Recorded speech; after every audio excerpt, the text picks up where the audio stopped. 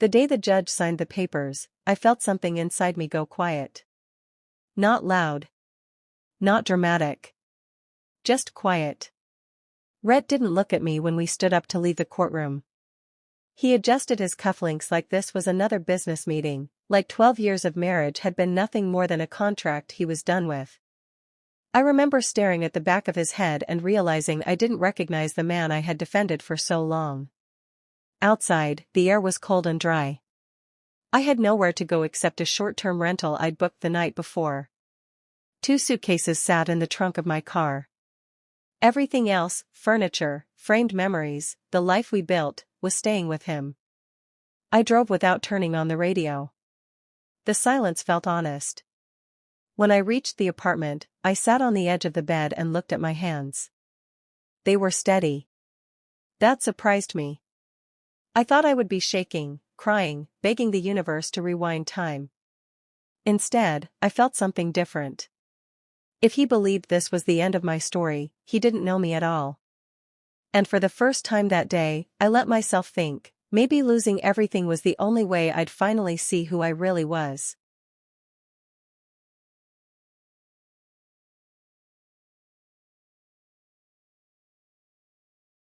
When I first met Rhett, he felt like stability.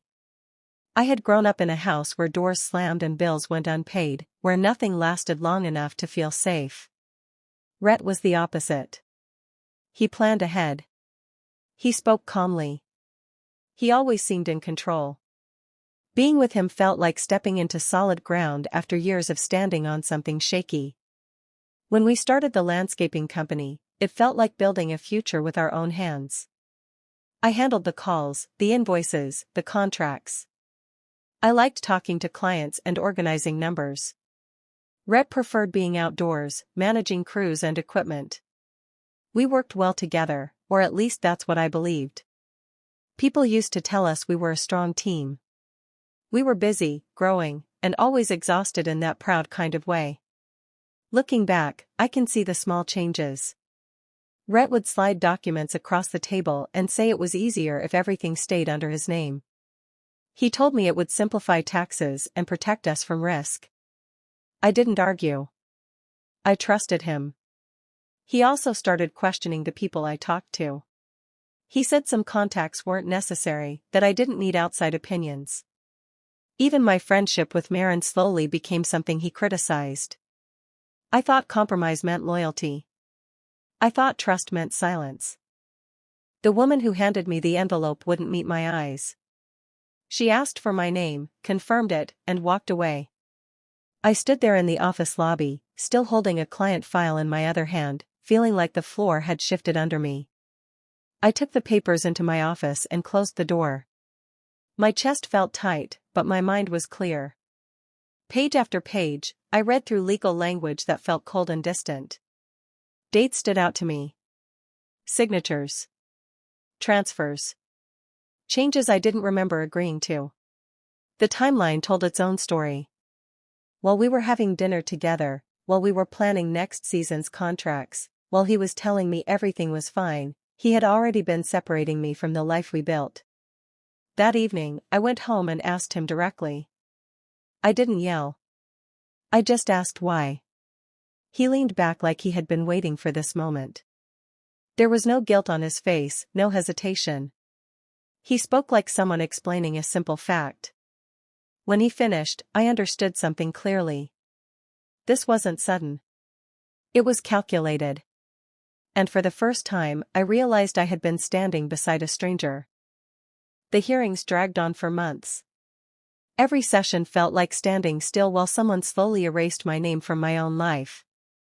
Dalton Creel spoke in a calm, steady voice, presenting documents and timelines like they were simple math. According to the records, everything belonged to Rhett. The signatures were there. Mine included. I sat there listening, realizing how neatly it had all been arranged.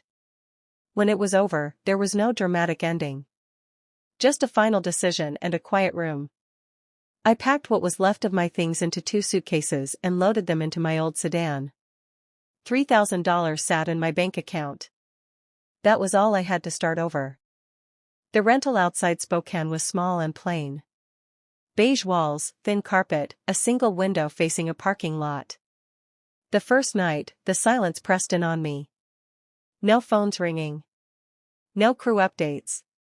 No shared plans. His words repeated in my mind, trying to settle in like truth. But the more I thought about the past few years, the more something felt off. The biggest contracts had started with my conversations. Suppliers had called my number first. When I stopped showing up, employees followed. A quiet realization began to grow. Maybe I hadn't lost my worth. Maybe I had only lost the name it was filed under. Marin showed up on a rainy Thursday evening with takeout and a look on her face that told me she wasn't there to let me fall apart. She walked into my small apartment, looked around once, and sat down at the tiny kitchen table like this was just another normal night. She listened while I talked. I expected pity. Instead, she asked questions. Direct ones. Who handled the contracts? Who built the vendor relationships? Who fixed problems when clients threatened to walk away? I answered without thinking. Then she said something that stayed with me long after she left. She told me I hadn't been erased. I had only stepped back. That night, I opened my laptop and started going through old files I had saved. Emails. Drafts. Proposals. I read through negotiations I had handled, pricing structures I had designed, payment plans I had created to keep clients loyal. The evidence was clear. The business had grown because of decisions I made every day. For the first time since the divorce, I felt steady. What I knew, what I could do, what I understood about people and systems, none of that had been taken from me. And I began to understand something simple. If I built it once, I could build again. I didn't rush. I didn't announce anything. I started quietly. I registered a small consulting firm under my own name. The paperwork felt different this time. Every line, every detail, every signature was mine alone. I wasn't going back into fieldwork. I understood now that my strength had never been the trucks or equipment. It had been structure. I designed service packages focused on improving how small landscaping companies ran their operations. I created step-by-step systems for bringing in new clients, tightening vendor contracts, and organizing internal processes so money didn't leak through careless decisions. At first, I worked from my kitchen table. I reached out to a few former clients, carefully and professionally. I didn't speak badly about Rhett. I simply offered to review their current contracts and show them where they could save money or increase profit. Some agreed out of curiosity. Others remembered how I used to solve problems. Results spoke louder than anything else. One contract turned into 3. 3 turned into referrals. Within a year, I was traveling for meetings in neighboring states, advising companies larger than ours had ever been. I heard through industry contacts that Rhett's projects were delayed. Vendors were less flexible. Clients weren't renewing as easily. He had kept the image. I had taken the foundation with me. I found out by accident. I was at a supply meeting when 2 contractors behind me started talking about unpaid invoices and legal notices. When I heard Rhett's company name, my body went still. They mentioned delayed payments, vendors filing complaints, and projects that had been paused without explanation. Later that week, another contact confirmed it. There was a formal investigation into outstanding debts. Suppliers were demanding what they were owed. Some crews had walked off job sites after checks didn't clear. I didn't feel the rush of satisfaction I once imagined. I just listened. Over time, more pieces fell into place. Long-term clients had chosen not to renew their contracts. Without stable agreements, income became unpredictable. Costs rose because negotiations were no longer tight. Small mistakes stacked up into large problems. Then I heard the house was listed for sale. The same house I had once cleaned, decorated, and planned a future in. I drove past it one afternoon without stopping. The lawn looked untrimmed. The sign stood near the curb. I expected anger. I expected triumph. Instead, I felt distance. His life was unraveling on its own. And for the first time, I understood that true revenge wasn't action. It was survival without collapse. The expo hall was crowded and loud, filled with booths, banners, and sales pitches. I was reviewing a presentation schedule when I heard my name spoken in a voice I hadn't heard in 2 years. I turned, and there he was. Rhett looked different. His suit hung looser on his frame. The sharp confidence he once carried had softened into something uncertain. For a brief second, we just looked at each other like strangers trying to place a memory.